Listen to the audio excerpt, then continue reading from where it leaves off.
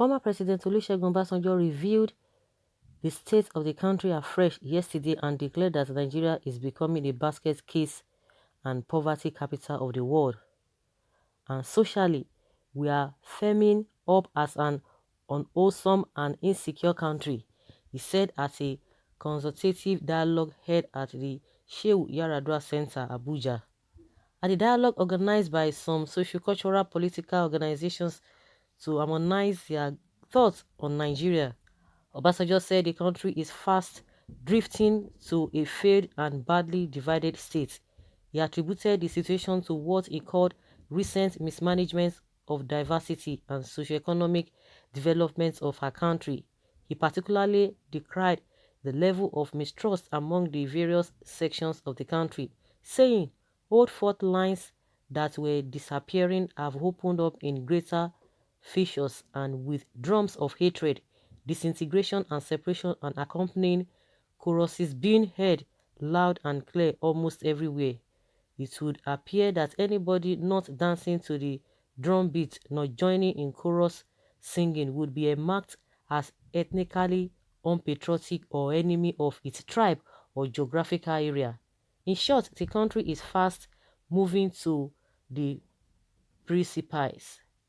But happily, I observe that the five sociocultural political groups gathered here have been getting together to find common ground, areas of agreement or accord for moving Nigeria away from tipping over, he said.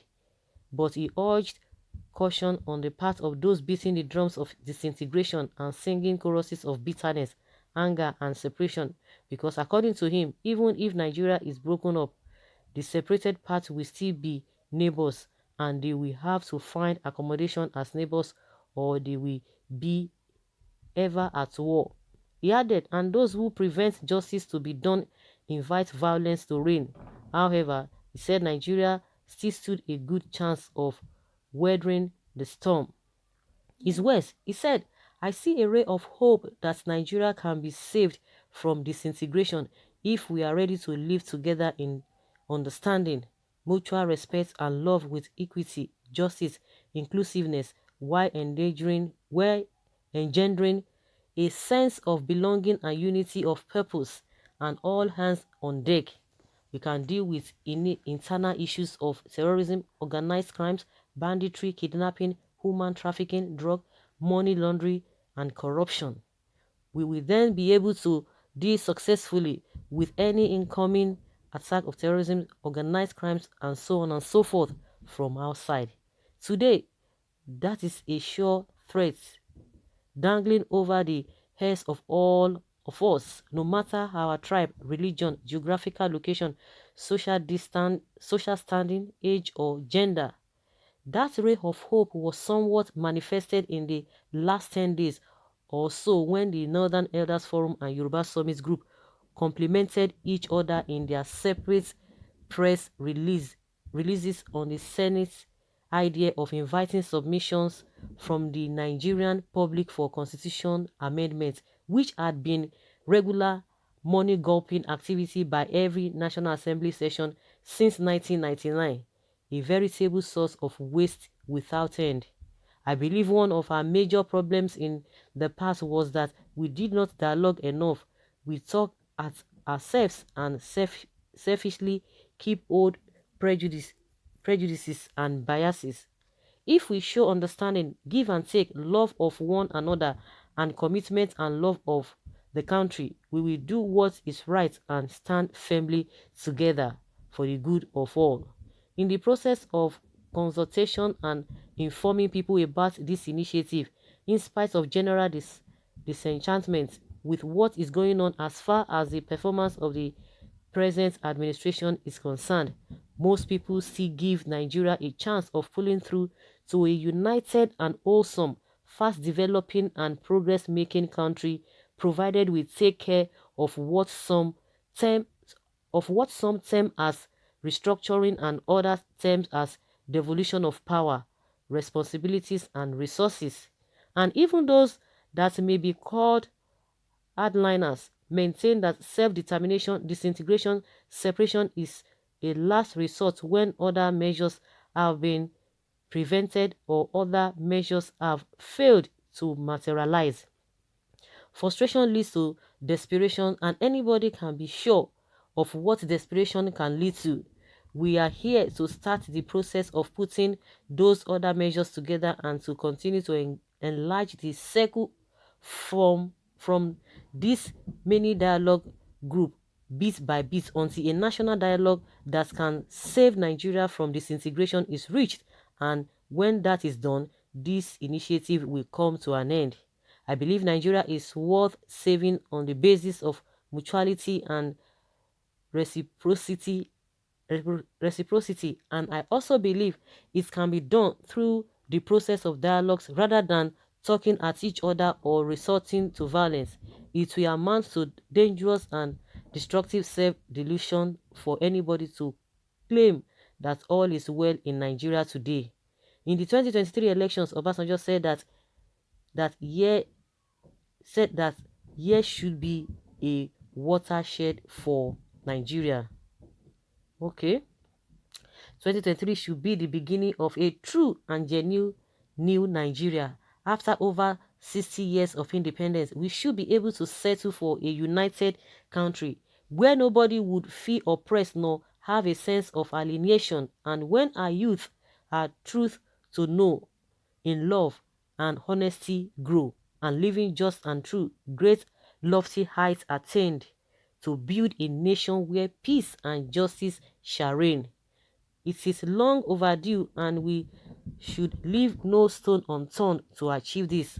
Over the present democratic dispensation, which is the longest in the history of independent Nigeria, we have gained some experiences and learned some lessons which should stand us in good stead as we move along the process of establishing the fundamental ways of Nigerians living together in peace, security, and harmony to satisfy the yearnings of all its population and particularly the youth, and to make the necessary impact sub-regionally, continentally, and globally.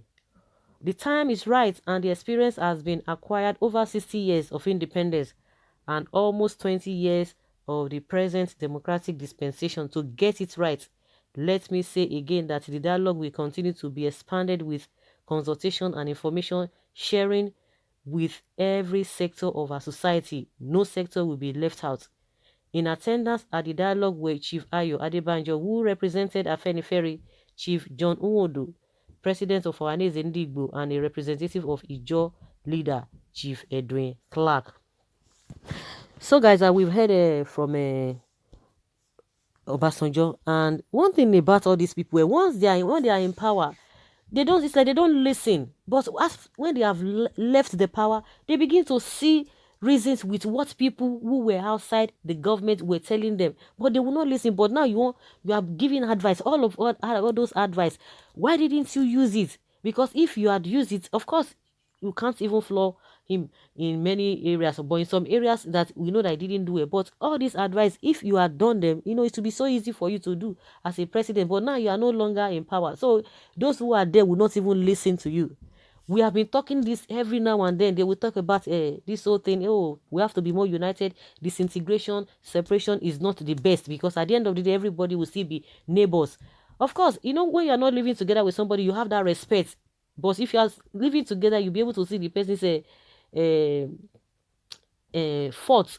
But if you are not together, the respect will be there. So whether people who want to go their separate way, whether they are going to be on the other side, they will have that respect, because you don't have anything in common. Because it's somebody that you see every day, that you'll be having a back and forth talk with, you'll be exchanging words with. If you don't see the person, I see no reason why you are going to be having issues with that person. So invariably, it's sending message to those who believe in disintegration that disintegration is not the issue now, because we have to harness all other means to get it right.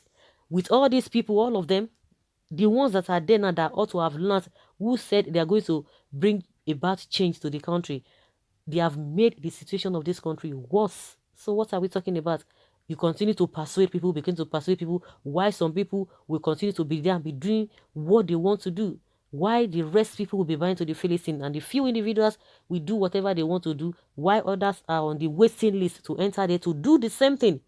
Nobody is ready to do anything because those who have been there in the past, they have done worse and nothing is being done to them. They are getting away with it. So the other ones who are on the waiting list, they want to get in there to do the same thing. It's going to be business as usual. You are going to be encouraging people, encouraging people. When you are encouraging people and you are seeing things, they see what you are doing as well as a government.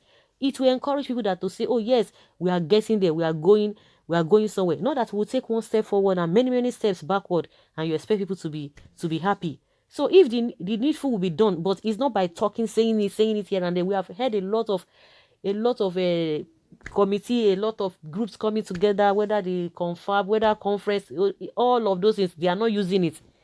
So telling people that, oh yes, so you don't, the last resort should be disintegration, but for the now, that means all the necessary things to make Nigeria a one nation or a united nation, they've not announced it. Until that is done, maybe that will not be the last resort. But for now, like people like Nnamdi Kanu and those who are calling for a nation, Afenifere, or Oduduwa Republic, and all of that, this is not a time according to what he's saying. So guys, let us hear your opinion concerning what Obasanjo has said.